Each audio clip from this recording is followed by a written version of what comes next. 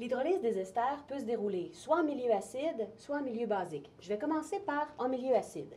Je vous ai écrit l'équation de la réaction ici et je vais faire un mécanisme qui se déroule en 6 étapes. Alors, première étape, c'est la protonation du carbone, de l'oxygène du carbonyle. Ça ressemble à plusieurs autres réactions qu'on a vues. Plus H2O, plus H+. Alors, première étape, protonation de l'oxygène du carbonyle. Ça, c'était l'étape 1. Ça ne fait pas une grosse différence, comme ça ici, avec la charge positive et la molécule d'eau qui n'a pas encore réagi. Deuxième étape, c'est l'addition nucléophile. Deuxième étape, l'addition nucléophile par la molécule d'eau. C'est la molécule d'eau, le nucléophile. Alors, n'oubliez pas, une addition nucléophile, il faut faire 2 flèches courbes. La première flèche courbe, c'est l'attaque du nucléophile sur le carbone du carbonyle. La deuxième flèche courbe, c'est la perte de la liaison double, parce que toute addition implique la perte d'une liaison double. Ici, c'est la perte de la liaison double du carbonyle. OK? Alors, on est rendu ici avec un intermédiaire qui va être tétraédrique. Comme ça, l'oxygène ici n'a plus de charge. Et qu'est-ce qu'on vient attacher en dessous? On vient attacher toute la molécule d'eau. Alors, toute la molécule d'eau est attachée ici, avec une charge positive, et le reste de la molécule ici, comme ça, le reste de la chaîne. S'il y a une charge positive sur l'oxygène, ça va impliquer une déprotonation à l'étape suivante. C'est ce qu'on fait d'ailleurs.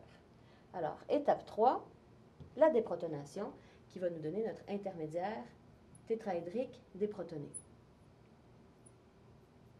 Plus H+. Comme on est dans une situation où on a un carbonyle qui était porteur de groupe partant, rappelez-vous, c'est-à-dire porteur d'un hétéroatome qui peut former un groupe partant, l'addition nucléophile va être suivie spontanément d'une étape d'élimination. Donc, c'est de l'addition-élimination, un peu comme l'estérification de Fischer. En réalité, c'est exactement la réaction inverse. Alors, on arrive ici, à cette étape-ci, là, il faut faire l'étape 4, qui est la protonation du groupe partant. Très bien, je vais la faire par ici. Donc, l'étape 4. Alors, protonation du groupe partant. Il faut se demander quel oxygène on va protoner là-dessus. Il y en a plusieurs. Mais attention, si vous allez protoner l'oxygène d'en bas, c'est comme si vous faisiez la réaction inverse. Vous allez vous retrouver avec la molécule d'eau. C'est pas ça qu'on veut. Ce serait équivalent si vous le faisiez sur l'oxygène d'en haut. Donc, c'est aucun de ces deux-là. Celui qui est protoné, c'est l'oxygène qui va former éventuellement l'alcool. Donc, c'est lui qui forme le groupe partant. Alors, on arrive ici. Toujours un intermédiaire tétraédrique. Le O, maintenant, avec sa chaîne, mais il porte aussi un H. Et c'est pour ça qu'il est positif. OK? L'étape suivante, c'est l'étape d'élimination. De la même façon que l'addition nucléophile procédait avec 2 flèches courbes, l'élimination aussi procède avec 2 flèches courbes, c'est-à-dire d'abord le départ du groupe partant et la formation de la nouvelle liaison double. Le départ du groupe partant, c'est évident que ça va être ça ici qui va partir. Toute la molécule qui va former notre alcool, hein, regardez, CH3, CH2OH, c'est le groupe partant, c'est la molécule de la fin. Mais la deuxième flèche, on pourrait dire la formation de la liaison double, c'est celle-là qui est un peu plus difficile. Où est-ce qu'on va prendre des électrons pour faire une liaison double? La réponse, sur un des oxygènes ici. Donc, cet oxygène-là va aller partager ses électrons avec le carbone du carbonyle, mais en fait, qui n'est pas encore du carbonyle parce que là, il est dans l'intermédiaire tétraédrique. Il va partager ses électrons pour éviter qu'ils deviennent chargés positivement. C'est-à-dire qu'en partant, le groupe partant laisserait un carbocation, mais en réalité, avec les électrons qui sont tout près, immédiatement, on fait la formation de la liaison double. Alors, ce qu'on obtient ici, c'est une espèce de carbonyle protoné avec le OH, qui est la seule chose qui reste sur cette molécule-ci. Et tout le reste de la molécule est parti. Donc, tout ça ici, c'est la molécule d'alcool qui est partie. Et bon, il nous reste seulement la dernière étape, la déprotonation. C'est un peu évident. On va juste déprotoner notre carbonyle pour obtenir les produits finaux, c'est-à-dire un acide carboxylique, et oui, un acide carboxylique, et un alcool. Puis on aura généré le catalyseur. Maintenant, l'hydrolyse des esters en milieu basique. Alors, encore une fois, l'équation de la réaction est ici. Le réactif, c'est OH-, c'est plus la molécule d'eau. Remarquez aussi qu'on ne met pas de catalyseur acide. Si on mettait un catalyseur acide en présence d'une base forte, le catalyseur réagirait avec le nucléophile, puis il n'y aurait pas d'autre réaction. Ce serait juste une réaction acido-basique. Donc, faites très attention à ça. Quand on est en milieu basique, on ne peut pas être en même temps en milieu acide. Alors, si on n'est pas en milieu acide, mais qu'on est en milieu basique, oh! Bien, nos étapes ici, ça ne fonctionne pas, là.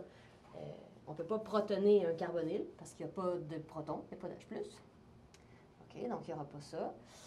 Il n'y aura pas de nécessité de déprotoner. Pas de nécessité de déprotoner, ça c'est bien.